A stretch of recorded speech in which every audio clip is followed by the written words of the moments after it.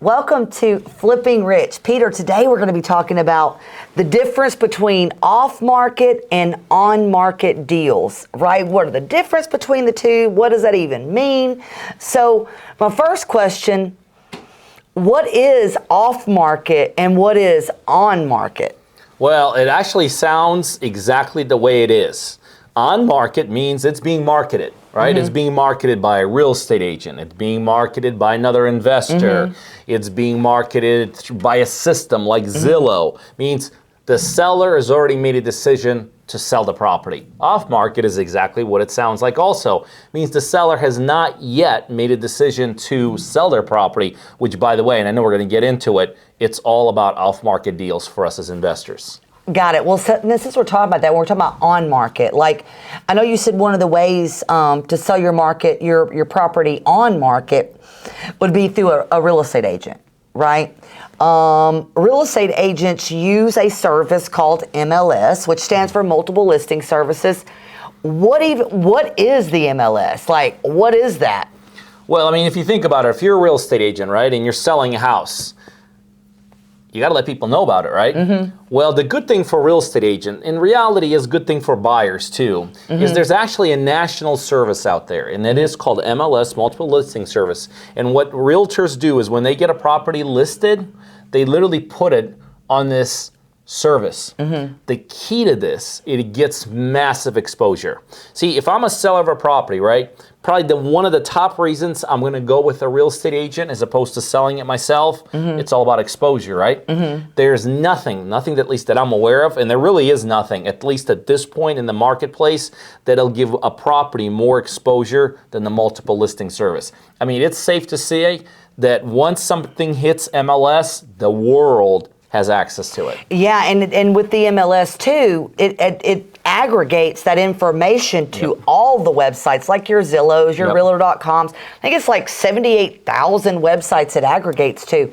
But with the MLS, like when an agent lists a property through the MLS, does everybody have access to the MLS, or just agents, or does everybody have access to it? Well, and again, this is why if you want to sell a property and you want to get the ultimate exposure, you have to go through a real estate agent, at least in today's world.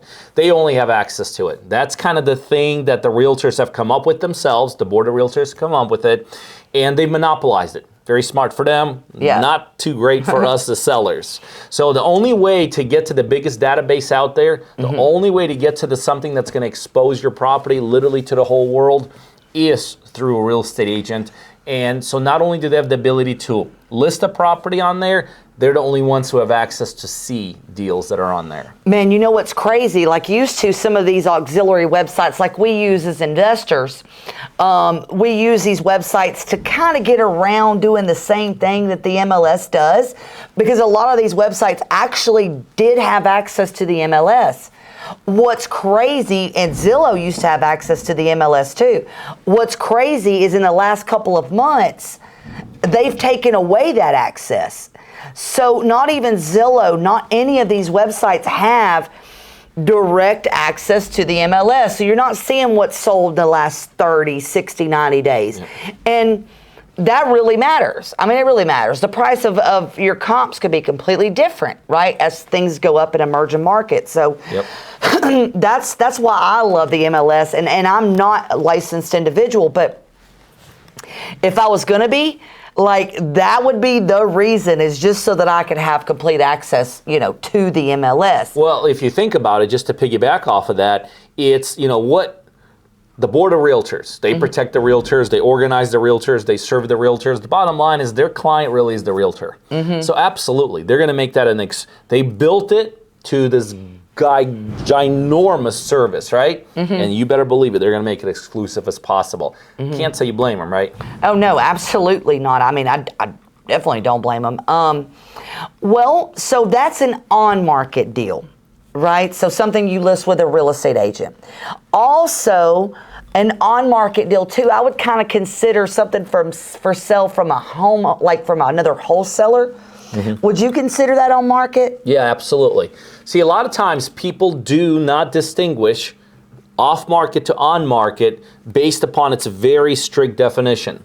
But the very strict definition literally means Off market, I'm not selling it anywhere. On market, I'm selling it at least in one place. And you're absolutely right. On market to me, and really to anyone in this business who knows what they're doing, on market means I got a wholesaler trying to flip my contract. Just stuck it on Zillow to do a for sale by owner, right? To me, on market, even if I just put a sign outside my house, to me, that's on market. So it really starts at that very initial decision. Has the seller made a determination to sell it, and have they gotten proactive about it? And the thing about, here's the issue for us as investors. Now remember, obviously to the seller, it's all about exposure, right? But to us as investors, it's kind of opposite. It's like we want as little exposure to the deals we're going after, right? Kind of the downside to being on the market to us as investors any longer, before, there just wasn't that many powerful websites. Yeah. Right? I mean, like when I got started a couple decades ago, Julie, like literally, there were sites and their exposure was Atlanta, Georgia. Like that's it. It just encompasses. Or remember when real estate agents used to carry books around? Like there wasn't even in the internet. Like anything that was listed, they had these books, and they would go around to all the brokers and bring their books and be like, here's the houses that are for sale. That's exactly right. Now, click of a button, even if I'm not a real estate agent, even if I'm an owner, click of a button, I get it on something like a Zillow, literally the world has access to it. Which is crazy. Okay, so we've defined what on market is. I mean, what would you consider off market to be? Well, off market is exactly that. The seller, at the time you're contacting the seller, they have not made a conscious decision to sell it, or if they have made a conscious decision to sell it, they haven't done anything about it. Yeah. And so really what that means, so here's really the breaking line. The breaking line is they haven't accessed one of these public places. They haven't accessed Zillow. They haven't accessed a realtor to stick it on MLS. They haven't accessed Craigslist. They haven't given it to a wholesaler who's got, by the way, wholesalers have access to all of those. So off market literally means there has been nothing public made about this particular property going in the market. And in today's marketplace, since we're obviously talking from a standpoint of a real estate investors, all the action, everything is all about going deal after deals that are literally off market. Yeah. You know, and I would think that really that's one of the biggest struggles when we're working with people and they're just getting started, because it really doesn't make sense. I mean, like you said, the first thing you do is you want to go to an agent or you want to go to Zillow and find deals. And here's where you get caught up when you're looking on that. So, or you get it from another wholesaler, is generally you'll see they'll give you, let's say, a flyer, or you might see a flyer online. And it's saying ARV is what? The after repair value is this. Purchase price is this. Rehab is this. And maybe even the rental amount is this. This is all the information that you need to determine if it's a good deal. Problem with that is what, Pete? What's normally, when you're seeing these deals, the biggest mistakes? When you're looking at these flyers or you're looking on the MLS, I mean, what's really the issue there? Well, first of all, let me give you the big picture answer. Okay. And again, I'm going to go ahead and reference my age.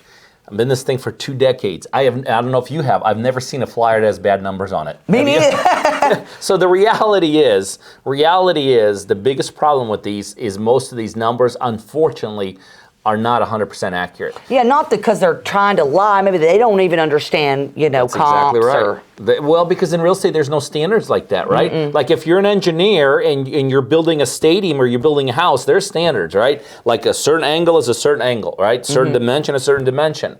When you're doing real estate and you're putting a flyer together, if you're like a wholesaler, nothing is going to put. There's some general things like don't compare your house with a house 6 miles down the road. You know what I mean? But that doesn't mean you can't compare it with the house across the street. Oh wait, but it's twice as big. Oh, you can't do that. So bottom line is, because there are no real set industry standards, it is very easy to be misled by things like flyers and things that are coming to you that way. Oh Lord, let's talk about rehabs, right? So like you'll see it on there a lot of times. It'll be like, oh, this rehab's $30,000 or this rehab's $40,000 based off pictures and things, and not necessarily all the time is a wholesaler, right, or even an agent. Are they actually getting rehab bids? You're looking at pictures, or you're actually looking at the house, and you're like, okay, that's about that. That cost about this much. But even me and you, seen thousands of houses, we don't catch everything in inspection either. I mean, there's bad, the electrical could be bad, the heat and air could be bad, they could have structural issues, it could have termites. Yep. Right? Yep. So, I mean, talk about that a little bit, like when looking at things on market, when people say, oh, it only needs $30,000 worth of work.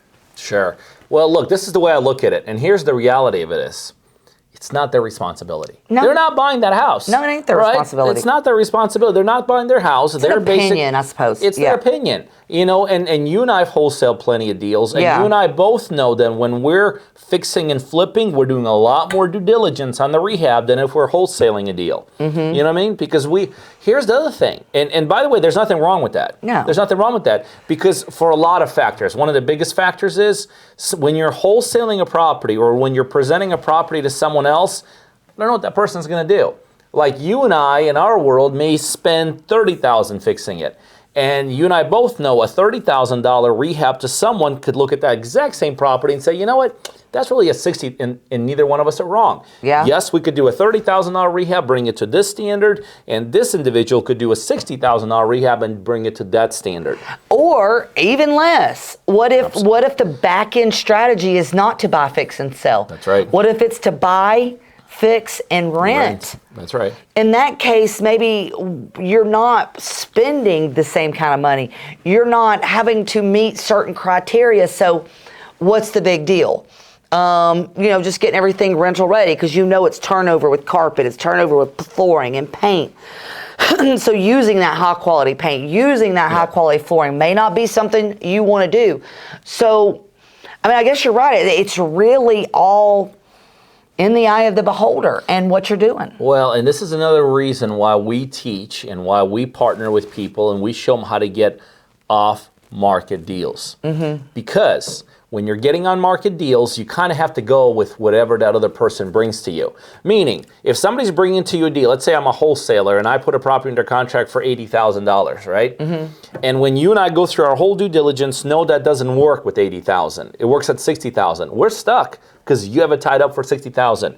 Whereas in an off-market scenario, you and I control the deal. All the way from the get-go, all the way from negotiations, and know that an $80,000 deal should never be bought. It's all about off-market deals. Absolutely. Well, I love this discussion of on and off-market deals today. Thank you for joining us on Flippin' Rich.